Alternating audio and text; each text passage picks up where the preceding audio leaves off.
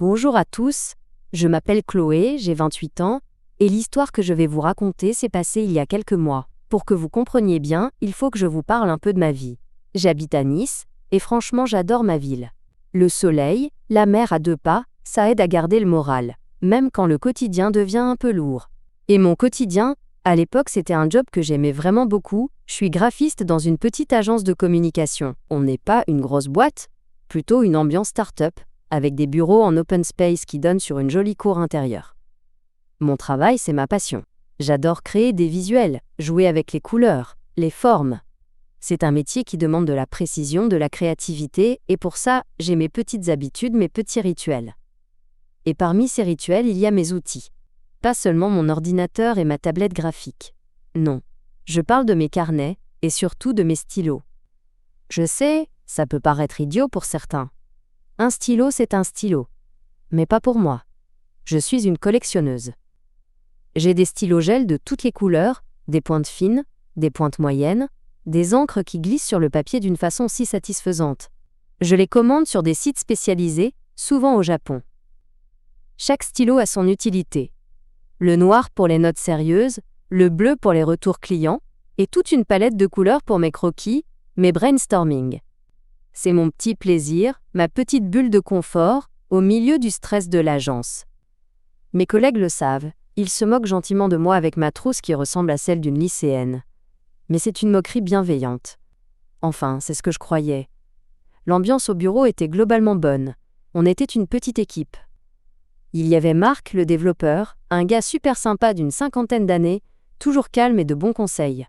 Il y avait notre boss, Sophie, une femme dynamique mais juste. Et puis il y avait Laura.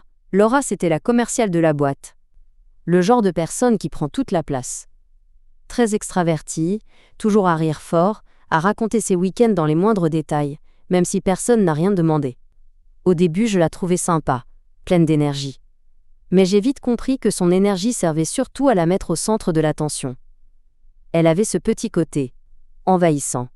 Elle se servait dans le frigo sans demander, empruntait des choses sur les bureaux des autres en partant du principe que tout était à tout le monde. Une mentalité de preneuse, si vous voyez ce que je veux dire. Et c'est là que les problèmes ont commencé. D'une façon très sournoise. Au début, c'était un stylo noir. Un de mes préférés, à la pointe de 0. 38 mm. Un jour, il n'était plus sur mon bureau. J'ai cherché partout. Dans ma trousse, dans mes tiroirs, rien. Je me suis dit que je l'avais perdu, peut-être fait tomber, ça arrive. J'étais déçue, mais sans plus. Une semaine plus tard, c'est mon stylo gel vert émeraude qui a disparu. Celui que j'utilisais pour valider mes propres maquettes. Là, j'ai commencé à trouver ça bizarre. 2 stylos en peu de temps, c'était pas dans mes habitudes. Je suis plutôt du genre organisé, voire un peu maniaque avec mes affaires. Je n'ai accusé personne, bien sûr. Comment prouver une chose pareille? J'aurais eu l'air folle. On m'a volé mon stylo vert. Ridicule. J'ai donc commencé à faire plus attention. Je rangeais mes stylos les plus précieux dans ma trousse, que je fermais systématiquement avant de quitter mon bureau, même pour aller aux toilettes. Mais parfois, dans le feu de l'action, j'en laissais un sur ma table et le piège se refermait. Un jour, c'était le bleu roi. Le lendemain, le bordeaux. Ça devenait une obsession. J'avais l'impression de devenir parano. Je scrutais les bureaux de mes collègues, espérant apercevoir mes précieux disparus. Mais rien. Mon soupçon principal se portait sur Laura, évidemment. C'était la seule à avoir cette manie de se servir sans gêne. Mais je n'avais aucune preuve. C'était sa parole contre la mienne, et sur un sujet aussi futile, je savais que je passerais pour la chieuse de service. La situation a commencé à vraiment me peser. Ce n'était plus une histoire de stylo. C'était une violation de mon espace, un manque de respect total. Quelqu'un entrait dans ma bulle, prenait mes affaires, et le faisait en sachant pertinemment que c'était à moi. C'était un petit jeu de pouvoir sadique et silencieux, et ça me rendait folle. J'étais moins concentrée au travail, plus irritable. Je passais mon temps à surveiller mes affaires, et ça me bouffait de l'intérieur. La tension est montée d'un cran le jour de la grosse réunion mensuelle. C'était la réunion importante, avec la direction, où on présentait les projets en cours. J'avais préparé mes notes, mes croquis, et j'avais besoin de mon stylo fétiche, un violet à encre gel pailleté. Discret, mais avec une petite touche d'originalité. C'était mon stylo, confiance en soi. Je l'ai posé sur mon carnet le temps d'aller chercher un café juste avant que la réunion ne commence. 2 minutes, pas plus. Quand je suis revenue, le stylo avait disparu. Mon cœur s'est serré. J'ai regardé autour de moi, paniquée. Et là, je l'ai vue. Laura. Elle était assise à l'autre bout de la table, en train de discuter avec Marc. Et elle tenait MON stylo violet entre ses doigts, tapotant nonchalamment sur son propre carnet. Le sang n'a fait qu'un tour dans mes veines. C'était la première fois que je la prenais en flagrant délit. La preuve était là, sous mes yeux. J'ai respiré un grand coup, j'ai traversé la salle, et en essayant de garder une voix aussi neutre que possible, je lui ai dit « Salut Laura, excuse-moi, je crois que c'est mon stylo. » Elle a levé les yeux vers moi, a regardé le stylo dans sa main, puis m'a regardé à nouveau avec un petit sourire en coin. Un sourire que je n'oublierai jamais. Et elle a lâché, devant tout le monde. « Ah bon ? Oups, lol. » J'avais même pas remarqué. « Lol. » Elle a dit « lol. » Comme si c'était une blague. Elle ne s'est même pas excusée. Elle a continué à le tenir, comme si de rien n'était. C'est Marc, mal à l'aise, qui lui a dit « Bah rends-lui son stylo alors. » C'est seulement là qu'elle me l'a tendu, avec un geste lent, presque dédaigneux. Comme si elle me faisait une faveur. J'étais pétrifiée. Humiliée. Pas seulement parce qu'elle m'avait volé, mais parce qu'elle l'avait fait ouvertement, et qu'elle avait tourné ma remarque en ridicule. Elle m'a fait passer pour une gamine qui réclame son jouet. Personne n'a relevé, tout le monde a fait comme si de rien n'était pour éviter le malaise. Mais moi, à l'intérieur, je bouillais. La réunion a commencé, mais je n'entendais rien. J'étais bloquée sur cette scène, sur son sourire, sur son « lol ». Ce jour-là, quelque chose s'est cassé en moi.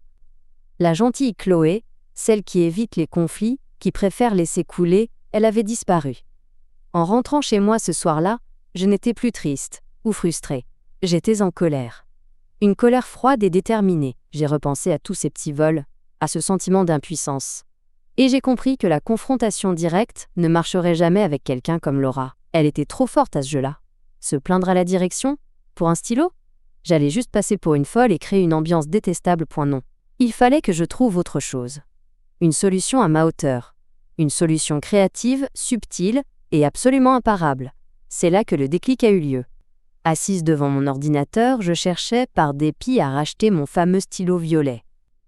Et en naviguant sur le site, je suis tombée sur une section que je n'avais jamais explorée, les encres de recharge.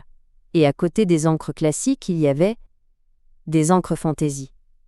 Des encres à paillettes. Mais pas les paillettes discrètes de mon stylo volé. Non. Là, on parlait de grosses paillettes, du genre tape à l'œil. Presque vulgaire. Le genre d'encre qu'on utilise pour des cartes d'anniversaire pour enfants de 8 ans. Une idée a germé dans mon esprit. Une idée folle, diabolique et absolument parfaite. Et si, au lieu de protéger mes stylos, j'en offrais un en sacrifice ? Un cheval de Troie, le plan s'est dessiné dans ma tête, clair comme de l'eau de roche. J'allais acheter des stylos rechargeables. Des modèles basiques mais qui ressemblaient de loin à mes précieux stylos gel. Et j'allais remplacer l'encre d'origine par cette encre à paillettes. Le piège devait être parfait. L'encre devait avoir l'air normal en écrivant, mais révéler sa vraie nature en séchant. C'était ça, la clé. Une vengeance à retardement. Le soir même, j'ai passé ma commande. Un lot de 5 stylos noirs rechargeables, d'apparence très professionnelle. Et 3 flacons d'encre gel à paillettes. Une rose fluo, une argentée et une dorée. Je me sentais comme une sorte de savant fou préparant sa potion. J'avais un sourire jusqu'aux oreilles. La colère avait laissé place à une excitation presque jubilatoire. Quelques jours plus tard, j'ai reçu mon colis. J'ai attendu d'être seule chez moi le soir pour commencer l'opération. C'était un véritable rituel. J'ai étalé du papier journal sur ma table, j'ai sorti les stylos, les cartouches, les seringues fines que j'avais achetées pour faire le transfert d'encre proprement. J'ai vidé les cartouches d'encre noire d'origine et je les ai remplies avec mon mélange diabolique de paillettes. J'ai fait des tests sur un bout de papier. C'était parfait. Quand l'encre était humide, elle paraissait juste un peu plus sombre, presque noire. Mais après 30 secondes de séchage, c'était une explosion de paillettes. C'était magnifique et absolument ridicule. Le lendemain, j'étais prête.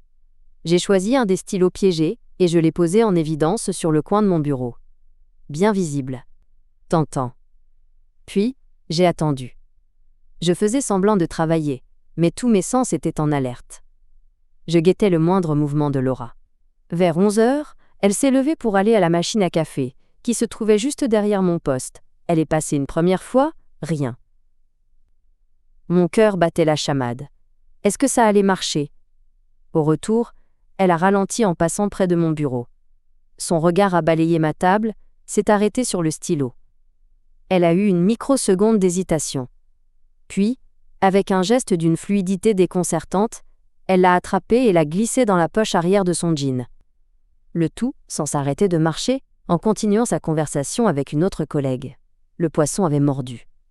J'ai eu un mal fou à retenir un cri de triomphe. J'ai dû me cacher derrière mon écran pour ne pas éclater de rire. Maintenant, il n'y avait plus qu'à attendre le bon moment. Et le bon moment, c'était la réunion d'équipe du vendredi après-midi. La réunion où on fait le bilan de la semaine, où tout le monde doit prendre des notes pour montrer son implication. J'étais impatiente. J'avais l'impression d'attendre le soir de Noël. La réunion a commencé. Sophie, notre boss, a pris la parole. Tout le monde a sorti ses carnets. Et là, j'ai vu Laura sortir de sa poche, MON stylo piégé. Elle l'a ouvert, l'a testé sur un coin de page, et a commencé à prendre des notes d'un air très sérieux. Je la regardais, retenant mon souffle. Au début, rien. Elle écrivait. Ses notes avaient l'air parfaitement normales. J'ai commencé à douter. Et si l'encre ne séchait pas assez vite? Et si personne ne remarquait? Puis, après 1 ou 2 minutes, Marc, qui était assis à côté d'elle, s'est penché vers son carnet. Il a froncé les sourcils. Je l'ai entendu lui murmurer. « C'est marrant, ton écriture, pourquoi ça brille comme ça ?» Laura n'a pas réagi tout de suite.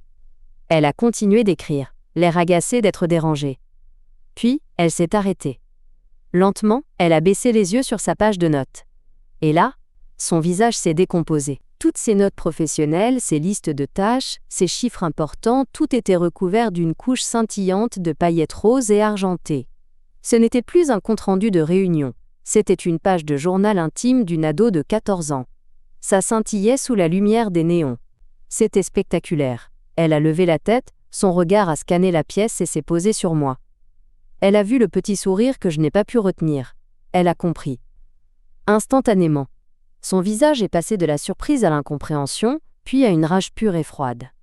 Elle était piégée. Totalement piégée. Si elle se plaignait, elle devait admettre avoir volé le stylo sur mon bureau. Elle ne pouvait rien dire. Rien faire.